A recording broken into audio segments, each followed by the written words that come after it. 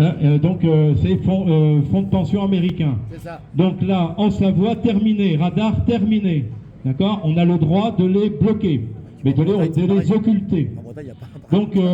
Donc, autre chose, les péages. Vous verrez aussi un décret sur les péages. Alors les péages, pareil, depuis le 12 avril, les péages, par décret, vous verrez ça, sont interdits. Ce qui fait que quand vous passez au péage, moi le premier, il y a toujours les barrières.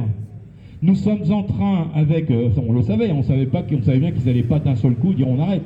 Donc là, à partir du 12, légalement, tous les sociétés de radar, il y en a 2 en Savoie, vont être pénalisées dans le cadre d'actions juridiques que nous faisons en tribunal arbitraire. Nous allons, et pas que, nous allons donc d'arbitrage, pardon, et nous allons donc faire des actions qui vont obliger les péages à nous payer une taxe par jour, d'accord, qui va être très élevée depuis le 12 avril. Ça, c'est quelque chose qui est légal, toujours dans le cadre du droit international. On va jusqu'au bout. Ensuite, vous avez la vaccination. Sur la vaccination, vous savez que de plus en plus, on essaie de vacciner au maximum les enfants. Depuis l'arrivée de celui qui est dans le bunker de l'Élysée, eh bien, on a obligé 11 vaccins pour les enfants. C'était un crime. Ça, ils sont pas après, hein.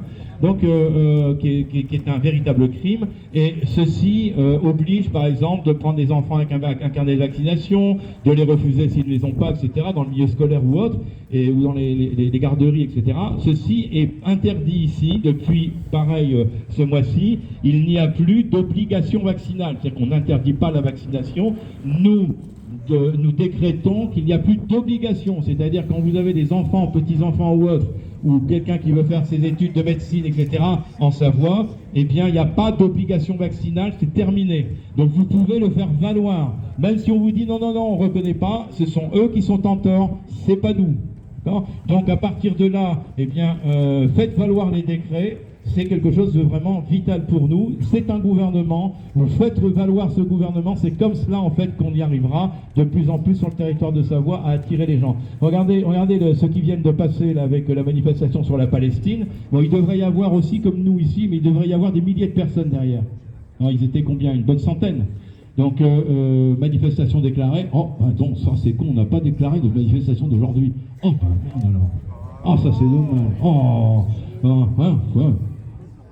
Mais on les a invités. Alors effectivement, ouais, comme dit Sylvia, eh bien, on n'a pas évidemment à demander, d'autant plus de ce que nous faisons, on ne va pas demander l'autorisation pour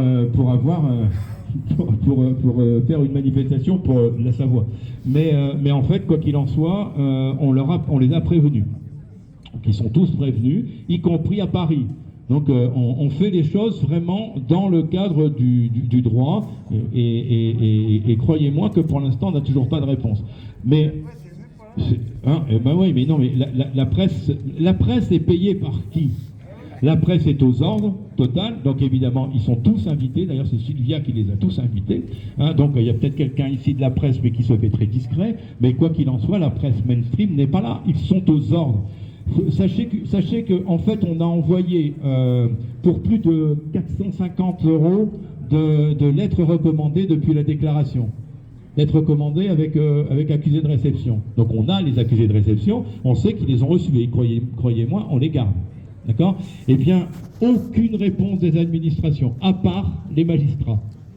À part les magistrats qui ont fait un article dans le Dauphiné, qui est d'ailleurs plutôt à notre avantage, étant donné qu'ils ne sont pas du tout en train de nous condamner. Hein, et tout ça, c'est sur le site, vous pourrez aller voir. Ça vient des magistrats, les seuls nous avoir répondu, par le biais de la presse, donc du Dauphiné, pour nous dire, ben ouais, ok, c'est bien, mais qu'est-ce qu'on fait, le gouvernement? Est-ce qu'il va nous payer les frais de déménagement si on va en France? Vous voyez un petit peu le niveau.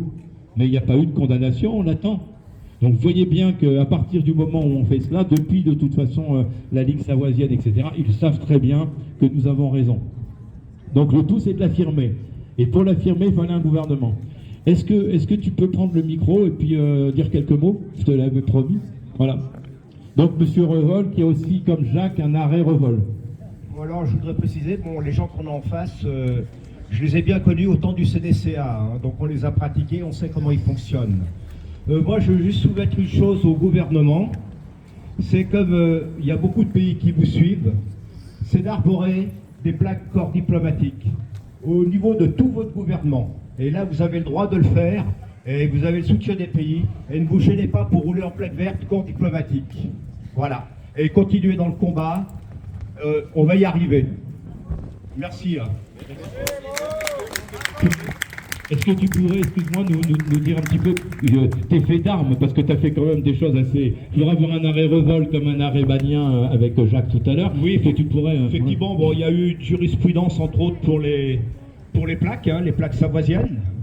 C'était jugé au tribunal de police, effectivement. Et après, j'étais arrêté à nouveau sur Aix-les-Bains. Et je suis retourné au tribunal de police, et effectivement, c'est passé en jurisprudence. Hein. Et puis après, bon, j'ai un long combat. Les gens, bon, ils me connaissent très bien, ces gens-là. Je suis fiché chez eux, de toute façon. Je suis sur écoute aussi. Donc, je peux vous dire que j'ai un gros combat aussi, CDCA, avec une hypothèque sur la maison pendant 10 ans. Vous voyez un peu, une procédure qui a duré 4 ans et demi, qui a fini à la Cour européenne des droits de l'homme. Mais on a gagné. J'étais un des seuls sur la région à avoir gagné. Et là, actuellement, les URSAF et compagnie et tout me foutent une paix royale. C'est terminé. Donc ne lâchez pas, on est chez nous, eux ne sont pas chez eux, ils ont un choix à faire, effectivement, et il va falloir qu'ils le fassent rapidement. Voilà. Donc n'attendez rien de ces gens-là. Merci à tous. Force et honneur. Ouais. Ok, merci à toi. Ouais. Ouais. Non, mais de toute façon, ils partiront. Georges, tu veux peut-être dire quelque chose? Non? T'as rien à dire? Aujourd'hui, t'as rien à dire. On a assez dit. Est-ce que quelqu'un voudrait encore prendre le micro? Oui? Non? Ouais? Non? Est-ce que Claire, vous pourriez prendre le micro? Non? Non? Aujourd'hui, non. Il fait trop froid. Non. Bon, alors, écoutez, on attend quand même, là, Dominique va arriver dans quelques minutes, il descend du train, là, il vient de descendre, il est 35. Didier nous demande de descendre, de nous réunir avec devant la statue en bas pour qu'on fasse des photos. Est-ce que tu voudrais nous dire quelque chose avant? Non? Non, tu prends pas le micro maintenant.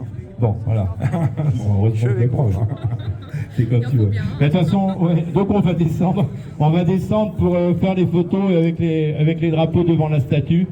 Et allez voir qui est Joseph de Maistre pour ceux qui ne